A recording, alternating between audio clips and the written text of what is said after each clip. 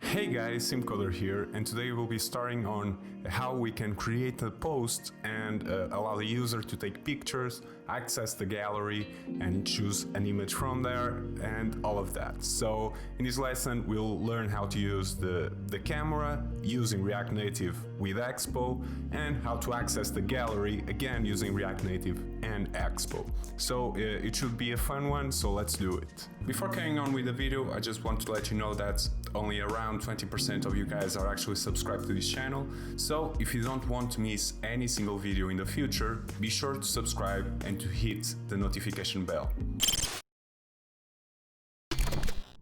Okay, so here I am in the Expo documentation, and I'm going to type camera in the search bar in here. Okay, and in here we are able to see where we can run the camera, and it says Android device, iOS device, or web. From personal experience, web doesn't like to work all that much, so for this lesson I'm going to run this on an Android device. Okay, so the first thing that we have to do is to install the Expo camera. For that, run this command expo install expo camera in the root folder of our project. Give it some time. Okay, so it has finished installing. I'm going to clear this, and I'm going to open yet another tab, and I'm going to type in image picker.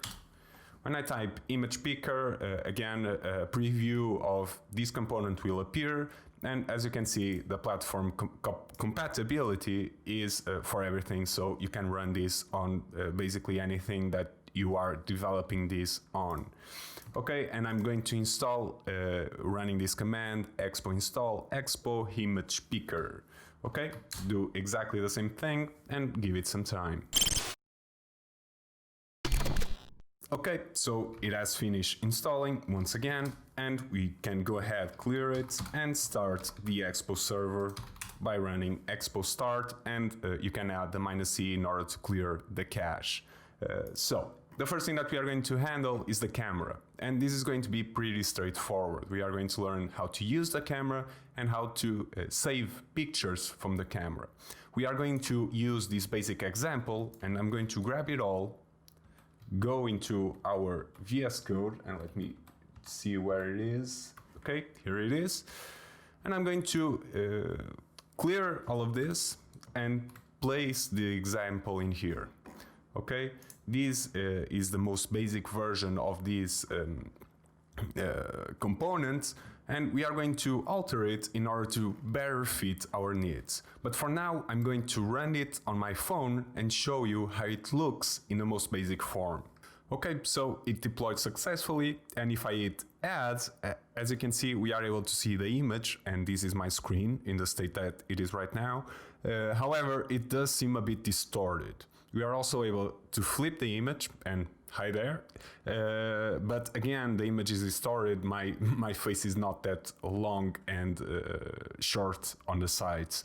So yeah, let's fix that right now. We are also not able to take a picture, and that's something that we'll fix right now. So let's put the phone aside and crack on with the code. Okay, so before starting writing some code in order to fix the ratio, let's first understand what this default code does. So first of all, this is a function component, and it differs from the class components that we've been using a bit. So the general look into the component stays the same, because function components have come a long way. Before the version 16, I believe, of React, you weren't able to use state inside a function. However, now you can simulate that effect, and you are able even to use some lifecycle options within your function component. So this is what useEffect does, and it allows you, it is kind of a mix of component in mount, component in a mount, everything. And whenever a function is created, it will call useEffect, and it will run this snippet, this code snippet. In this case, it will check if this app has the permissions in order to use the camera. If it does, then it updates this variable with the function set has permission. Okay, so this is kind of like in the class component having a this.state then has permissions false or whatever. In this case, null, because this is what it is going to do. But it isn't in that form, it is in a different form, but it does basically the same thing as a state. So it doesn't diverge that much from the class component. It is a bit different. Okay, and then it checks if as permission is null. If it is null, that means something went wrong, so just return a view. If has permission equals to false, that means that the user has not given permission, so it shows a text saying no access to camera. And if none of that happens, then that means that the user has given permission, and because of that we are able to show the camera in all of its glory, and that's what we have in here.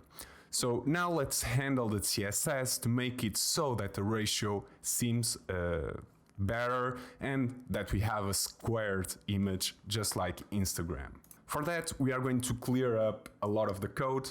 So we are going to, first of all, remove everything that's inside camera, because we really don't want it here. However, we are going to keep the touch opacity, which we are going to change for a button, which will allow us to flip the image. So let's remove this view. Let's remove the camera in the bottom, and let's say that this is a self-closing tag. Indent that, and there we go. And outside view, I'm going to place, this is a bit too big, okay? Outside view, I'm going to place the touchable opacity. However, remember, we must have a view being the parent of everything inside of our JSX in React. So that's what I did. I just placed a view engulfing everything. And now we are going to start working in the button and on the camera. The first thing that I'm going to do is change the touchable opacity for a button. Just looks cleaner in my opinion and easier to see. Oops, not that. Button, I'm going to remove the text that's inside of it, and I'm going to set the title to flip image. Okay? Then it will on press call on this set type, and if type equals to back, then it will change to front, and if the type isn't equal to back, then it will set it to back. This basically says if we have the front camera or the back camera activated, and call on the hook set type, which will update this variable. As easy as that. Okay, so I'm going to remove these styles to keep things nice and tidy, and that's it for now. I'm going to, for this button at least, I'm now going to change the style of the camera in order to make it a 1:1 ratio. For that, I'm going to call in here the styles.container, which doesn't exist yet, and I'm going to actually call it camera container in order to make it better fit our names. So camera container. This camera container, and in here it is styles. These styles we still haven't created, so we have to first of all add a style sheet. A style sheet will contain all of our styles for these components, and not sheep but sheet. Okay. This style sheet will contain all of our CSS for these components, and we will have to create it in the bottom. So it will be called styles, as I've shown you in here. And I'm going to say that styles is equal to stylesheet dot create, open parentheses, open curly brackets, and in here we'll have all of the information, all of our CSS for this component, as I've said. So the camera container will be pretty simple. You'll say that the flex is equal to 1 to make it occupy as much space as possible. Then I'm going to create the fixed ratio tag, which will force a div, in this case the camera, to stick to a 1:1 ratio, making it a square. So in order to do this, I'm going to once again say flex 1 and aspect ratio, which is a really cool parameter that we can use. We are going to set it to 1. This will force it to be 1 by 1. Okay, and that's it for this part. So we are going to come in here, and the view already has the style of the camera component, container better yet, but the camera still hasn't the fixed ratio. So let's come in here and say fixed ratio. Okay, and then in order for the image itself, and not just because with the CSS we are only altering the ratio of the container itself, or better yet of the view of the camera, we aren't changing the ratio of the image that's been displayed. So in order to fix that, we are going to do a ratio 1 by 1, and this is in the expo camera documentation. So if you jump in the documentation and try to find ratio, you'll see that that's one of the props that you can use. So in this case, we'll be using the 1 by 1, which is actually in here, and that's the one that we are going to go with. And that should do the trick. However, we are going to also add one other parameter in here, which is the flex direction. We are going to say that the flex direction should be row, because this will force it to occupy the ratio that we want. Okay, so here we are in the device, and if I jump into the plus sign, then you see that the image is squared off as we wanted. However, the flip button isn't appearing. And the reason is quite simple. If we come in up top, we see that Expo was using React Native Paper, which isn't the button that we want. So let's add the button to React Native instead. And when we do this, the button will appear, and we are finally ready to flip the image. And now the image is correct. So that's great. Now the next part that we want to do is to take a picture. So to take a picture, it is actually pretty simple. We are going to create yet another button, and this can be a self-closing button. And the title of this button will be take picture, and on press we are going to call upon a function which will handle taking a picture. So let's close that up and add an arrow function. We don't accept any arguments from here, so we are just going to say take picture. Now this function doesn't exist yet, so let's create it. In order to create a function in here, we are going to go up top, below use effects, and say const take picture. Then we say async, because we'll have an await inside of this function. This await will be in the function to take a picture, which will block the code until the picture is taken. Okay, and to parentheses, open and close parentheses, better yet, arrow function, open curly brackets. And now, in order to take a picture, we must first access the camera. And to access the camera, we'll have to have another variable, which in this case will be called camera, and the hook will be set camera. This is the function that will update camera. Okay, use state can be null, and that's it. Now, in order to set a value to this camera variable, we are going to go into camera, and we are going to get the ref from it and apply it to our variable camera. So to do this, we say ref equals to, open curly brackets, ref, arrow function, and now we say set camera to ref. Now we are able to access our camera because it has the reference to the camera that we are using. Okay, so coming back into take picture, if camera, this means basically if camera exists and it's populated with something, then we are going to say that const data is equal to await camera dot take picture async, and inside it you can pass some options, but I'm going to pass a null object for now. Let's see how that turns out. Okay, and that's it. Now closing that up. We don't have any other data, but I'm going to console log the data.uri, because when you take a picture, it is generally saved in a temporary file inside our phone, and that temporary file has an URI for your device, which will be this one. So I'm going to take a picture and show you what this URI is. So coming back into our device, I'm going to open it up and take a picture. And an error appeared. This is because I misspelled picture. Now coming back, take picture, and it should take a picture, and there we go. We have this URI that appears, and as you can see, it is a JPEG. This is the temporary file that was saved for us, so that's it. Now, in order to display this image, I'm going to create yet another variable, which I'm going to call image, and set image. Okay, now coming into take picture, I'm going to set the image to data.uri.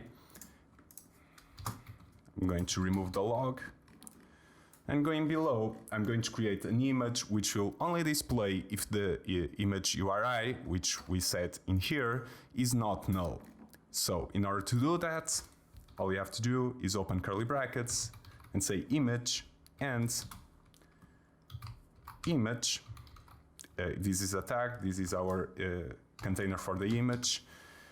Source will be equal to URI 2 points image. Okay, that's it. So if the image exists, then it will show this tag. Otherwise, it won't. It will skip it and ignore it completely. We must first, before running, grab this image and import it from React Native, and only after that's done will it work. So let's take a picture, and when you take a picture, nothing happens, and this is because we don't have styles, so it should or it must be not adding any width to it. So let's add a style in here really quickly. Style equals to open curly brackets, and in here I'm going to say that flex is equal to 1. Let's see if that fixes it, and there we go. Now if we set flex equals to 1, then the image appears below it, and as you can see, if I move the camera around, the image that appears below it is the image that we've just taken. So let's flip the image, take a picture.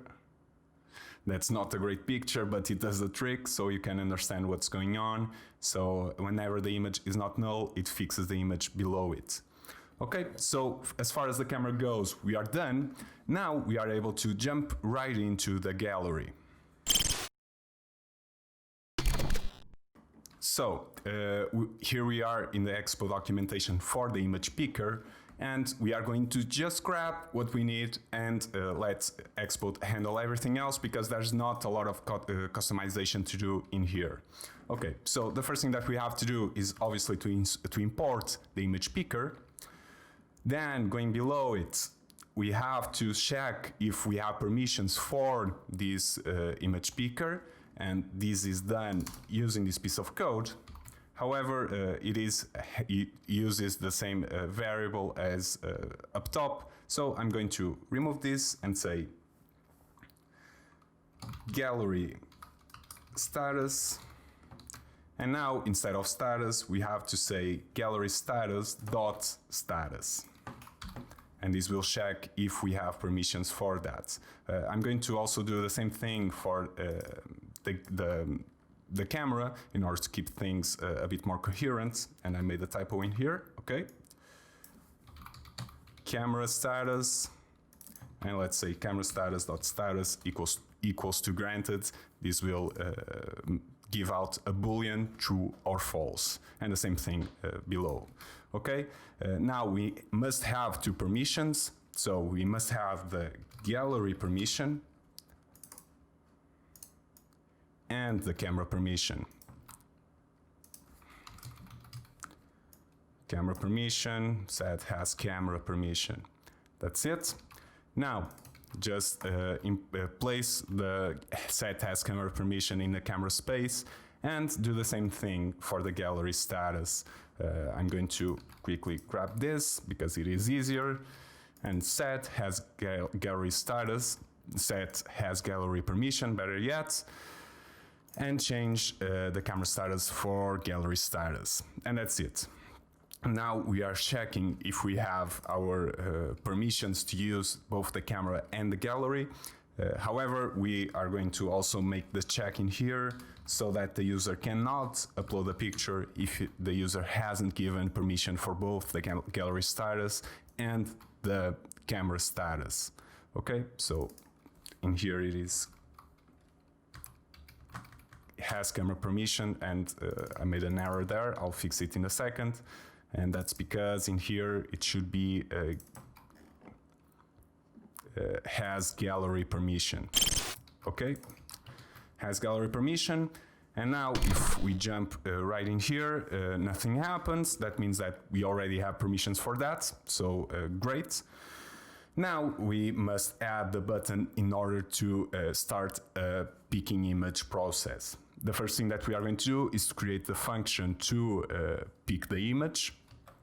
And this function, we can use the stock one, and I'm going to place it right in here. And this is the function, pick image. It is literally just called that. However, we are going to make some alterations because we want the aspect ratio to be 1:1. And in here, in the media type options, we don't want all. So if you search for media type options, you are able to see that these image picker options is an enum, and we are able to pick between 3 options: all, images, and videos. So we want images for now. We might upgrade the project to also accept videos, but for now, let's keep it as simple as possible and just allow for images to be uploaded and make the process easier on us. Okay? And now we just have to add a function in order to choose an image. So pick image from gallery, and on press it will call the function pick image. Okay, so let's run it and see how it turned out. Okay, so here we are in the app. The image is still working, and let's try to pick an image from our gallery. I'm using the drive right now, and I'm able to pick an image from here. So let's say this logo, for example, and it crops it automatically. And as you can see, we can only crop it in a ratio 1:1 so that it better fits our needs. I'm going to hit crop, give it some time. And after it has done cropping, it will change the image in the bottom for the image that we've just picked.